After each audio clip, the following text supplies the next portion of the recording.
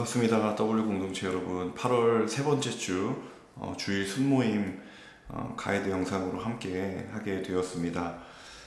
이제 열왕기하의 어느덧 끝자락을 향해 가고 있는데요. 이번 주일 여러분 함께 나눌 말씀은 열왕기하 23장 21절에서 30절까지 말씀입니다. 남유다의 몇 안 되는 하나님께서 인정하신 선한 왕 중에 하나인 요시야 왕 시대의 개혁에 대한 이야기들을 이번 주일 함께 살펴보게 될 텐데요.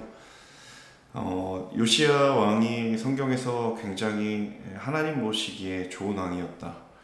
그리고 하나님이 기뻐하시는 일들을 온전히 행한 왕이었다라고 평가하고 있는 부분을 기억하면서 과연 그렇다면 성경이 구체적으로 요시야 왕의 어떤 부분, 어떤 영적인 개혁과 갱신의 모습이 말씀에 합한 것인지 또 하나님의 마음에 합했던 것인지를 생각해 보면서 말씀을 함께 나눈다면 여러분 초점을 맞춰주시는데 어렵지 않을 거라고 생각이 듭니다.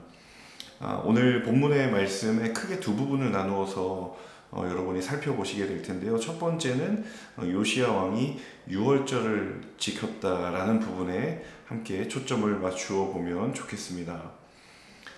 요시야의 영적인 개혁 그리고 영적인 갱신에 대해서 성경이 그것을 대단히 높게 평가하는 이유 중에 하나가 무엇이었냐면 그가 남유다 역사에서 끊임없이 되풀이되고 있었던 그 영적인 악순환의 고리를 끊었다라는 측면에서 굉장히 중요한 평가를 받고 있는 것이죠. 예를 들자면 오늘 해당되는 본문은 아니지만 산당의 존재가 그랬습니다. 과거 하나님 앞에서 좋은 평가를 받았던 왕조차도 산당의 존재를 그대로 놔둠으로 인하여서 완전히 그 영적인 잘못된 습관을 뿌리 뽑지 못했던 그러한 과거의 시간이었지만 요시야 시대에 이르러서는 그 산당을 완전히 제거하는 일을 완수하게 되죠. 그러니까 얼마나 이 남유다의 영적인 습관이 그 뿌리 깊게 죄악 가운데에 맞물려 있었는지, 그리고 한편으로는 이 요시야 왕의 영적인 개혁의 의지가 얼마나 강했는지를 짐작해 볼 수 있는 그런 대목입니다. 자, 그런 측면에서 오늘 본문의 유월절을 지키라고 하는 요시야의 메시지도 마찬가지였습니다. 자, 오늘 22절에 보시면 사사시대부터, 그 옛날 사사의 시대부터 지금 이 왕정의 시대에 이르기까지 요시야의 시대처럼 유월절을 지켰던 일은 역사적으로 없었다라고 성경이 이야기를 하고 있어요. 자, 그런데 유월절이 이스라엘 백성에게 어떤 절기입니까?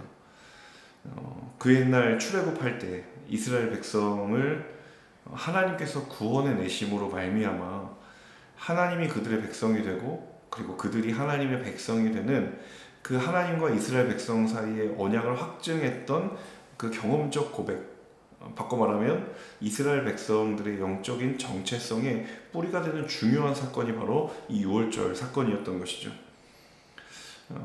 하나님의 백성으로 그들이 인정을 받았던, 그리고 확증을 받았던 사건이 바로 유월절 사건이라고 할 수가 있을 것 같아요.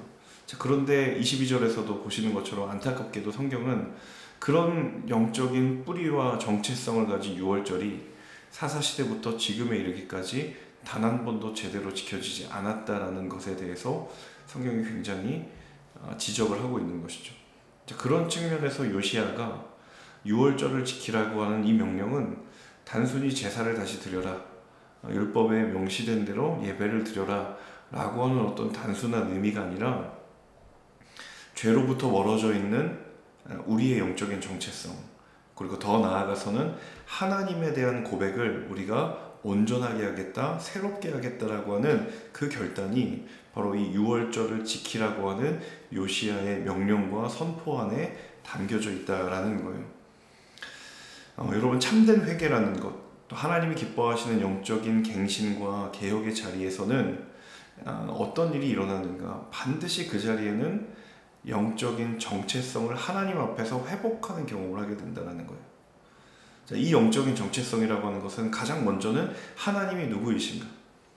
정말 우리의 죄를 처절하게 통회하고 자복함으로, 그리고 우리의 삶을 하나님께로 돌이킬 때 가장 먼저 우리가 경험하는 것은 하나님이 어떤 분이신가에 대한 고백이 새롭게 된다는 거예요.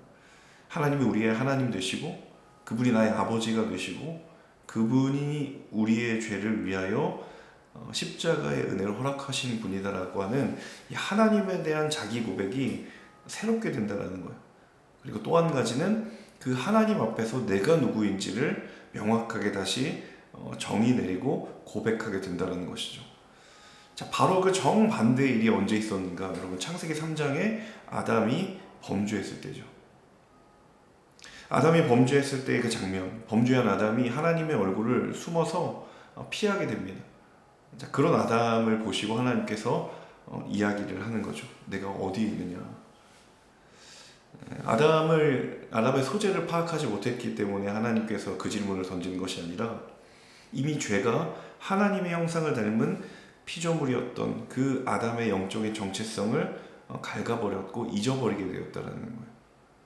그가 되찾아야 될 것이 무엇이었는가 하면 내가 어디에 있는가, 우리가 하나님 앞에 서 있는 것, 그리고 우리의 영적인 정체성이 하나님 앞에 서 있을 때 그것이 바로 회개의 본질적인 뿌리가 되고 영적인 갱신의 근원이 된다라는 사실입니다.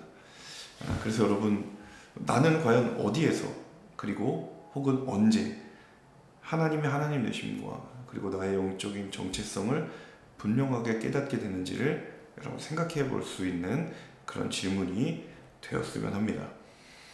또 다른 두 번째 요시야의 중요한 개혁 중에 하나는 무엇인가 하면 하나님의 말씀을 따라서 온갖 하나님이 기뻐하시지 않는 가증스러운 모든 것들을 다 제거했다라는 거예요.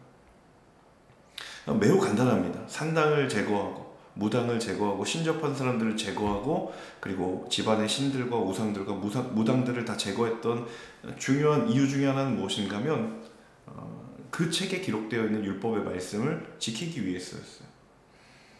제사장 hil기야를 통하여서 성전을 보수하고 수리하다가 우연히 발견된 그 율법책, 하나님의 말씀을 읽고 우리가 무엇을 행해야 될지에 대해서 분명하게 요시야 왕이 깨닫게 된 것이죠.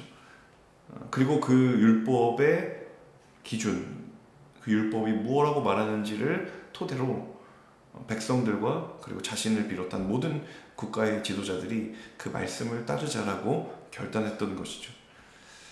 여러분, 요시야의 영적인 또 다른 개혁의 특징 중에 하나는 무엇인가 하면 회개의 고백뿐만 아니라 구체적으로 그 회개의 고백을 어떻게 행할 것인가에 대한 결단이 있었다는 거예요. 삶의 고백이 있었다는 거죠. 이전에 회개의 고백이 없었던 것이 아닙니다. 요시야 시대 이전에도 하나님께 돌아가겠노라고 그렇게 고백했던 고백들이 참 많이 있었어요. 자, 그런데 그 고백이 문제는 목소리뿐이었고 말뿐이었던 공허한 고백이었던 것이죠. 아무런 삶의 뒷따름이 없었고 말뿐인 회개였다라는 거죠. 자, 그런데 오늘 요시야가 추구했던 영적인 갱신의 본질은 무엇인가 하면 말씀대로 행하자라는 거예요. 여러분, 어렵지 않은 것 같습니다. 성경이 말하는 건 굉장히 심플합니다. 말씀이 뭐라고 이야기하는가를 알고 그리고 그 말씀이 내게 말씀하신 바대로 우리가 살아가는 것, 그 말씀대로 따르는 것, 사실 그것이 하나님이 기뻐하시는 말씀의 전부라는 거예요. 물론 우리의 도전과 또 우리의 삶의 정말 복잡다단한 상황 때문에 그 삶이 우리에게 너무도 버겁고 어렵게 느껴질 때가 있지만 사실은 신앙의 걸음은, 그리고 믿음의 걸음은 늘 분명했고 그리고 늘 단순했고 늘 선명했다라는 것입니다. 저는 이 말씀을 이번 주일 또 순모임 가운데 함께 나누시면서 조금 우리의 신앙의 생각들이 심플해지고 단순해졌으면 좋겠습니다. 그냥 하나님의 말씀을 따르는 것이 신앙의 전부가 아닐까. 정말 말씀을 따라 사는 삶에 능력이 있다는 것을 나는 정말 고백하고 경험할 수 있는가. 여러분, 이 질문 앞에 우리가 정말 우리의 삶에 고백을 드릴 수 있는 저와 여러분 될 수 있기를 축복합니다. 이번 주일도 각 순마다 하나님의 말씀으로 온전히 하나 되고 또 그 말씀의 기쁨과 또 하나님이 주시는 은혜와 평강을 충만하게 누리는 복된 순모임이 될 수 있기를 주님의 이름으로 축복합니다. 행복하고 즐거운 순모임 되십시오. 감사합니다.